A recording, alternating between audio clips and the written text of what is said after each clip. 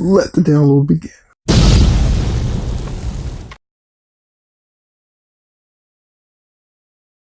What is up, guys? So this video is all about wireless PowerShare. I'm going to show you how to use it, show you what it is. Let's get right into it. So wireless PowerShare is new with the Samsung Galaxy S10. What that does is it gives you the ability to charge wireless devices with your Samsung phone. Bear in mind that it's sucking your battery, so use it sparingly. I'm going to show you how to activate it. Then I'm going to charge my Gear watch with my S10.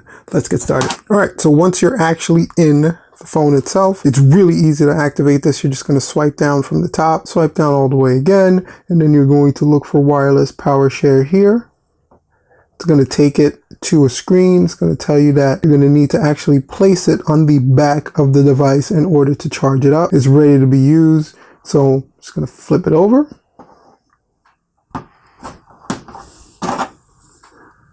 Somewhere around the middle.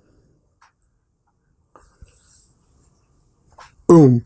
It's really that simple. You're probably going to do this when your battery level is pretty high on the phone, because it's literally sucking the battery out of your phone and placing it into another device. So this is really just a quick thing for a quick top off, and it works with most wireless charging things. You just kind of have to put it right in the center of the phone in order to get it. I'm going to show you with some headsets as well, and boom, buds are charging. This is a really cool feature that can help save you in a pinch. Sometimes my watch actually runs out of power. Wireless PowerShare would definitely come in handy in some instances. I don't know if I'm going to be using it too much, but it's a good feature to have. If you enjoyed the video, if you learned anything at all, go ahead and hit that subscribe button, hit the bell for notifications, share your thoughts, comments, and questions down below the video.